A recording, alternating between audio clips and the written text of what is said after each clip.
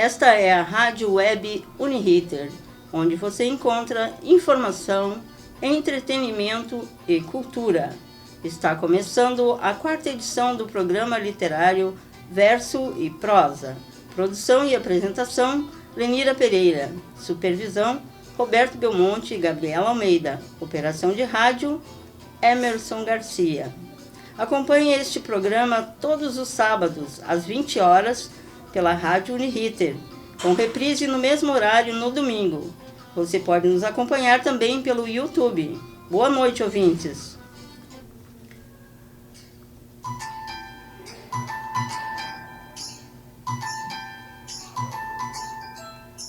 Encontro. Quem sabe te encontro na próxima curva, no próximo ponto. Quem sabe te encontro no próximo voo ou nas asas do amanhecer. Na passagem daquela nuvem, na luz do luar, no rio que passa na rosa do sonho ou nas ruas tortas. Quem sabe te encontro.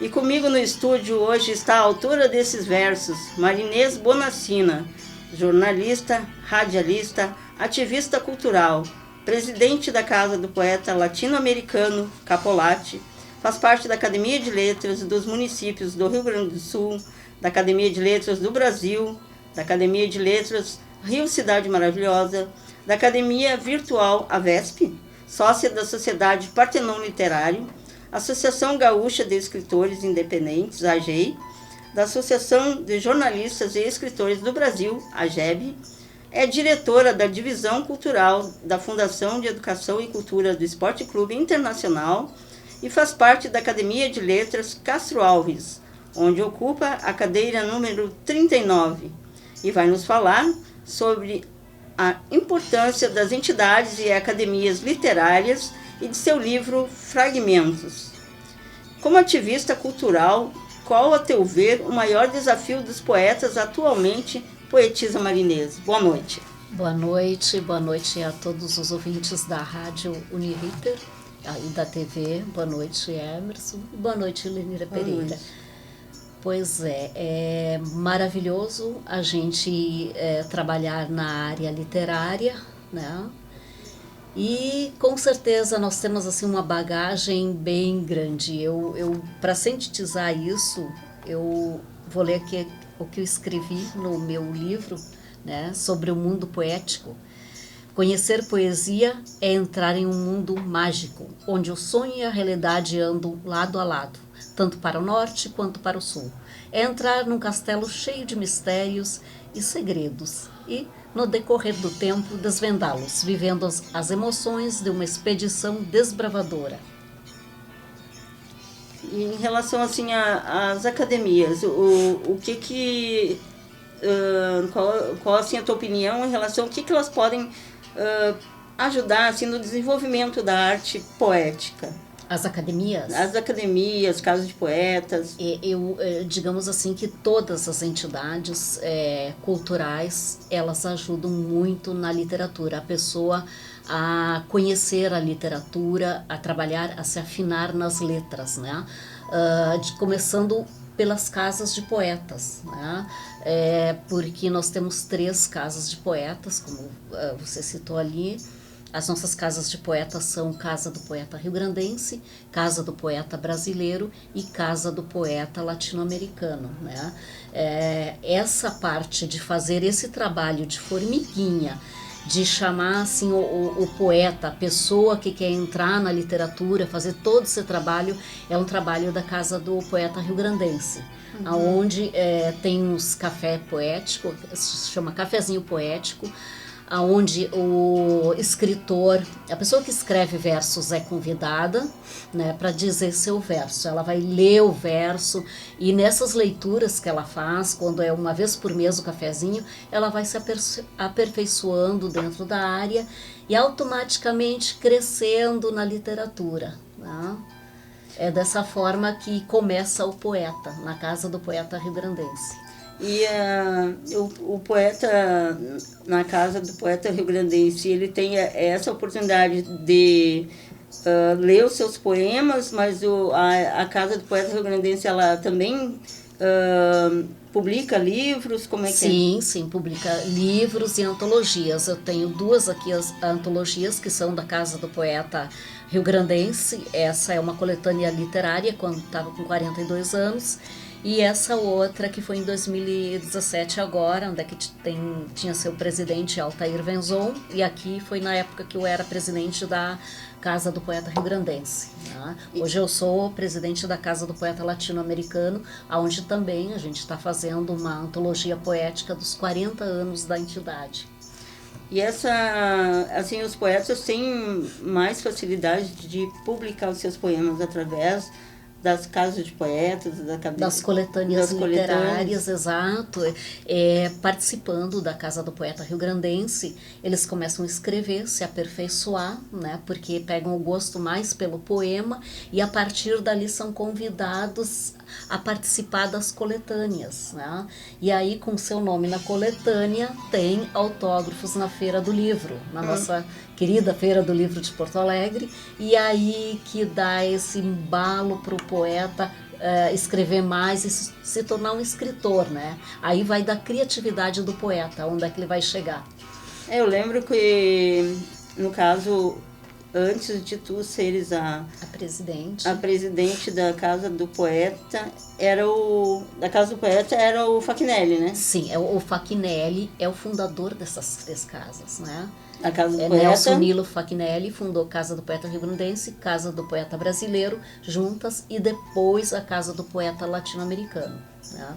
Sim. Tanto que a nossa Latino-Americana, nós temos só uma pessoa que está conosco aqui, vai homenagear na coletânea ainda, os outros já partiram. E o Nelson Fachinelli era uma pessoa muito querida em Porto Alegre, principalmente, né? Sim. E ele promovia sempre essas reuniões no cafezinho poético, no Dona Maria. Eu o conheci lá no Dona Maria, onde sim. inclusive foi o lugar onde eu fiz a minha primeira declamação.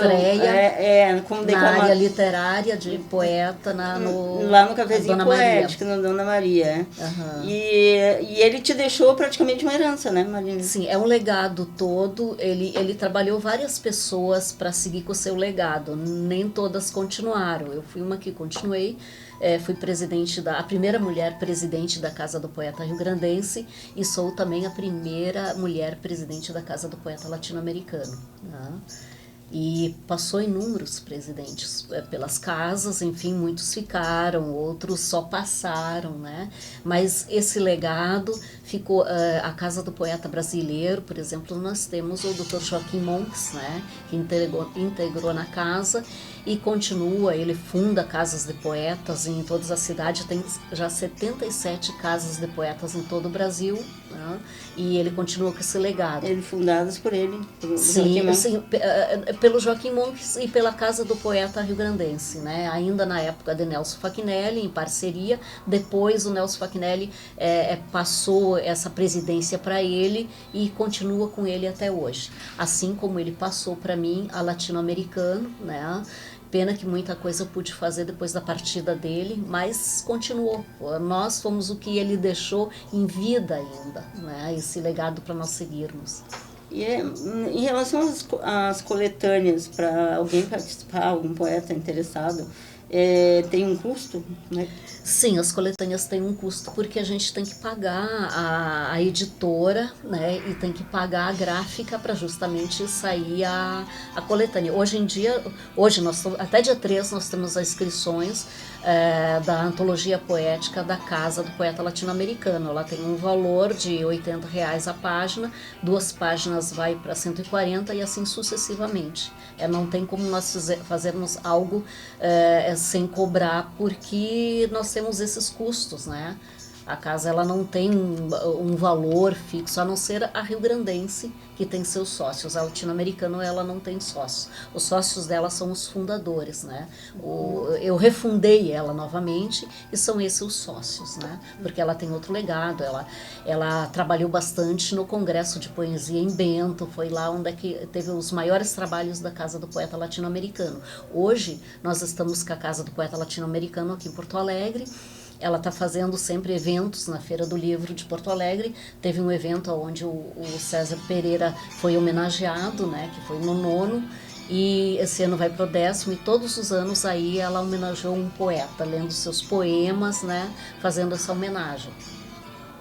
E em relação assim a que tu também és diretora da fundação do Inter. Do Inter. É da Fundação Como de Educação funciona do Esporte lá? Clube Vocês também Internacional. promovem concursos literários. Sim. Como é para participar lá na fundação?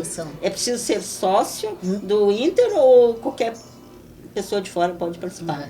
Não precisa ser sócio. Qualquer pessoa pode participar, desde que escreva poesia, contos, crônicas ou histórias do Inter, ou mesmo fazem aqueles outros versos, né, que tem aqueles versos poéticos e tal. Desde que escreva, pode participar. Não precisa ser sócio, não tem como se associar. Associar só se fosse na FECI, né? Na fundação, mas não no evento que eu realizo.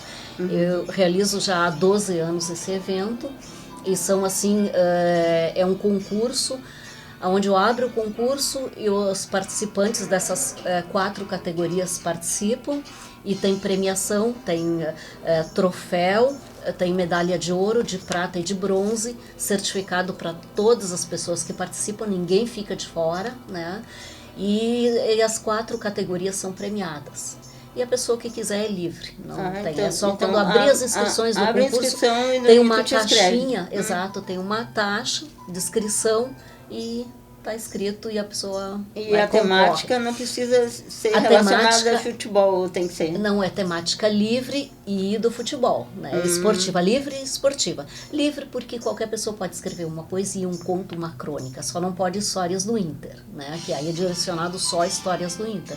Mas essas outras categorias é livre, né? Pode escrever poesia do Inter, poesia livre, né? Daí tu faz categorias diferentes, tem uma concorre tudo junto. As melhores, sempre melhores em todos os sentidos, porque é feito assim, são em 4 jurados, né? Com gabarito nessa área, qualificado, para julgar os poemas, né? E a gente faz assim, deixa mais ou menos uns 20 dias para cada jurado fazer todo o julgamento da poesia, colocar sua nota, depois retorna para nós de novo, né? Nós colocamos numa tabela e vai por pontuação, as maiores pontuação de cada categoria, ou seja, maiores pontuação em contos, crônicas, poesias e histórias do Inter. A única histórias do Inter que tem que ser direcionado, né, ao Inter. Alguma coisa do Internacional, um conto. Eu tenho muitas pessoas assim, gremistas que participam. É com muito orgulho que eu digo isso. Eu já tive jurado gremista. Quase todos os anos tem um jurado que é gremista que participa, porque é uma área esportiva. É muito bacana isso. Né? Eu acho muito interessante esse concurso. Mas aí eu tinha essa dúvida se era direcionado para o futebol ou se podia ter outros temas. Sim. Não, registrando bem, é esporte e livre. Né? E nessas todas as categorias. A única categoria assim, específica é histórias do Inter, que aí a gente quer histórias do Inter para premiar, né? Direcionado. Agora a poesia, pode ser poesia do Inter ou poesia livre. Estilo essa que tu leste agora no início, pode ser uma poesia dessas. Não tem problema, pode participar. E como ativista, assim, qual tu acha que é o maior desafio dos poetas hoje? O maior desafio dos poetas é se manter poeta, né? Porque existe sempre uma dificuldade. Eu digo porque eu gostaria assim que o poeta, tá, inicialmente, teria que ter mais oficinas gratuitas, mais trabalhos gratuitos para ele desenvolver a inteligência deles, né? Porque nem todos têm condições de participar de uma coletânea, de participar de um concurso, né? Não tem como fazer um concurso se tu não pode cobrar para os troféus, medalhas, né, e certificados. Então, se tiver um convênio, um patrocínio, é a melhor coisa que tem, né? As pessoas, elas aprendem, fazem oficina e se tornam poetas, né? Realmente um poeta mais... que uns que já nascem com o dom da poesia, outros têm que se lapidar, trabalhar em cima, porque eles não entendem bem aquilo, né? Aquela área poética deles, então seria bem interessante. Tem vontade às vezes, mas ainda não tem a técnica daí. Exatamente, a gente já teve alguma coisa na área da literatura, teve uns programas aqui em Porto Alegre que teve patrocínio da prefeitura, né, contratando professores e tal para essa área, né. Depois eu simplesmente não soube mais, né? Mas gostaríamos. A gente tem projeto, mas os projetos não são às vezes aprovados e tudo. Esse eu acho o maior desafio de um poeta, é ter o poema dele registrado. Ele entrar para a história com poema, né? Porque aonde está o poema vai para um livro, fica para a prosperidade. E é o maior orgulho do poeta, o escritor, não é só o poeta, é o escritor, o cronista, né? A pessoa que escreve, vendo um trabalho dela numa coletânea, num livro, é o maior orgulho. Verdade. E você acha assim que a poesia vista pela mídia, ela teria o mesmo peso, por exemplo, a poesia em relação ao romance, em relação à divulgação, concerne a divulgação, ela tem o mesmo peso, para teu ver? No que se refere à mídia? Eu acho que não. Eu acho que o romance ele ainda é bem mais lido do que um livro de poesia. Tá? Nós temos bastante movimentos literários, né, instigando bastante para essa área das leituras de poesia, principalmente nas escolas, né? Uma das escolas, assim, escolas várias, em Bento Gonçalves a gente tinha as caravanas de poeta, né? E a gente trabalhava a poesia em sala de aula. Né? Aqui em Porto Alegre tem bastante movimentos que fazem em sala de aula, mas assim, ó, a leitura, o pessoal para ler, ele procura mais um romance, né? Algum direcionado assim, às vezes algo mais literário, enfim, não a poesia, né? Eu acho que falta muito ainda nessa área. Tem grandes poetas, mas pouco incentivo. Eu sinto isso também, que se houvesse um trabalho melhor nessa questão da divulgação, né? Que hoje se vê poucos poetas no jornal, por exemplo, é mais Luiz Coronel. Exato, mas exato, porque é o Luiz Coronel, né? Porque ele já conseguiu conquistar um espaço na mídia, né? Então ele é muito procurado. Isso não significa que outros não tenham. O fator do dinheiro também engloba tudo isso. Né? Também. Né? Por isso que eu comentei, no momento que a pessoa tem um valor, que pode dispor daquele valor para se colocar na área literária, a história muda. E nem todos são assim, principalmente aqueles que vivem de salário e tal, é uma dificuldade grande. Então vamos ao intervalo e já voltamos. Fiquem ligados na rádio web Uniriter, onde a literatura se faz presente. Estamos de volta, lembrando que você está na rádio web Uniriter. Baixe nosso aplicativo RD Uniriter e nos acompanhe também pelo YouTube. Você está no programa Verso e Prosa. Comigo no estúdio hoje a escritora Marinês Bonassina e vamos comentar seu livro Fragmentos. Quando começaste a escrever, Marinês? Bom, eu acho que foi a partir de quando eu entrei no colégio, praticamente.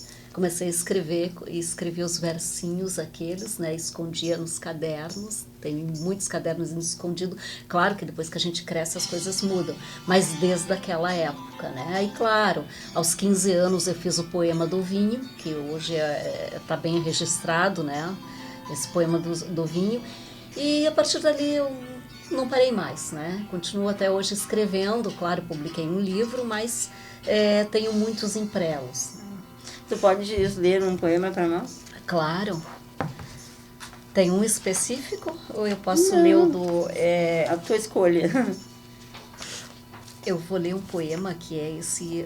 justamente eu dei o nome do meu livro Fragmentos e o título é Fragmentos. Justamente pelo título do livro, o poema. Fragmentos. Vou para encontrar as partículas de intensos sonhos que no tempo dilui. São fragmentos de DNA, soltos no caminho, de movimentos simétricos, fragmentos do mesmo arco-íris, refletido nas 4 estações, os segredos de outra vida, nas marcas paralelas, escrevendo novas rotas, fragmentos de um tempo que encaixam em outro tempo, são enigmas no amanhecer prateado. Muito lindo. E esse Fragmentos, então, foi teu primeiro livro? Sim, esse foi um dos primeiros livros. Né? Um livro solo, no caso, porque tu já participaste de quantas antologias? Antologias, eu acho que eu participei de umas 60 antologias. Nossa, é muita antologia. Foi fora do Brasil também, enfim, Bahia. Legal, fora do Brasil, locais. Qual foi o lugar que tu participaste de antologia? Agora sim, eu não lembro de dizer, foi dos Poetas do Mundo, foi de vários, assim, eu teria que rever tudo de novo, aí aquela coisa que a gente vai deixando de lado, vai se perdendo, porque no início aquela glamour todo, depois a gente vai deixando de lado com o passar do tempo, assim não tem aquela importância como tem no inicial, né? Sim. E qual a tua maior preocupação na hora da construção do poema? A linguagem, a forma? O que assim te preocupa mais? Eu notei pelo livro Fragmento que tu não gosta de rima. Não sou muito do rima, não. Eu gosto da poesia livre, eu sou eclética, né? Eu gosto de escrever o momento, sabe? Aquele momento que passa, que está acontecendo, são sentimentos, a gente toda hora renova os sentimentos, né? E no momento que tu renova um sentimento, tu renova a poesia, pois tu escreve o poema, no momento seguinte tu vai arrumar o poema, tu já troca alguma coisa, pois tu já trocou. Por isso que eu digo, nunca é taxativo. Sim. Então, quando a gente escreve uma poesia, tem que ter o cuidado para não retomar, porque toda vez que tu retoma, tu muda ela. Nem sempre tu escreve e permanece. Então, por isso que escreveu, tem que deixar como está. Porque toda vez que tu vai reler, tu vai colocar algo que tu acha que tu vai sentir diferente, de uma forma diferenciada. Às vezes o poema parece que nunca está acabado, né? Exato, os poemas são inacabados. É verdade. Tu pode ler mais um outro poema para nós, assim, que tu possa demonstrar essa questão da tua... Como tu trabalha a linguagem e a forma. Eu sou, como disse, bastante eclética, depende do momento, porque tu for olhar os meus poemas são mais diversificados, tristes, alegres, dependendo do momento que eu estava. Eu tenho uma aqui que é a poesia. Eu acho bem interessante o que eu escrevi sobre a poesia. Posso? Pode ler. A poesia. O poeta escreve a sua poesia. Palavras presas na garganta, momentos que não esquece, da chama de uma paixão, pedaços de sonhos. Compõe, canta o amor e a saudade, por serem fundamentais à poesia. Chora, às vezes com o violão, da dor faz jocosa realidade, procurando transformá-la em alegria. Por uma saudade viva na memória, espera um momento de magia e assim dá asa aos sonhos. Alguém que esteja na eternidade, que ficou na sua história e preso na sua lembrança. Teu poema. E percebes que nos teus poemas há uma constante referência ao tempo, à dor, ao sonho, ao amor. Tu consideras a tua poesia intimista? Intimista? Pode-se considerar. Eu considero muito o momento. Né? Eu falo do amor, né? Do momento que a gente vive, da dor, né? De perdas. Elas são do momento. Né? Então, nunca pensaste assim nessa questão dela ser intimista ou não? Não, realmente é uma pergunta assim que me surpreendeu porque agora. A poesia intimista ela tem esse lado subjetivo, o lado onírico, sim, do sonho. Isso. Então me pareceu assim que ela... Que sempre voa a poesia nas asas do sonho. Né? Exato, daí me parece que tem esse é lado um intimista. alento, né? Um alento que a gente dá para dor, né? Para perda. Enfim, porque às vezes nos momentos mais difíceis são os momentos que a poesia nasce mais bela, né? É desses momentos que a gente tira força para realizar um poema, né? Então vamos mais um poema aí para nos alegrar aí, alegrar os nossos ouvintes. Eu não escolhi poemas, eu estou indo assim por página, então poderia ser de amor também, né? E já que eu falei da poesia, de fragmentos, eu posso falar do amor astral. Amor astral. O amor é no limite de uma estrela, uma constelação sem endereço. O preço é uma chuva de meteoros, em meio à febre zodiacal. Encontro incêndio nos astros, estrelas antecipam e escondem mistérios. Um rosto a mais na indignação do espaço. O amor astral está escrito no infinito, na passagem de um cometa, na velocidade de um encontro, até no certo ponto do astro. O amor de rastros no brilho do sol. Muito lindo. E o verso prosa de hoje, então, fica por aqui. Agradecemos a presença da escritora Marinês Bonassina, lembrando que na produção e apresentação tivemos Lenira Pereira, na mesa de rádio Emerson Garcia e na supervisão Roberto Belmonte e Gabriela Almeida. Não esqueçam de nos acompanhar pela rádio web Uniriter, todos os sábados às 20 horas. Até o próximo programa.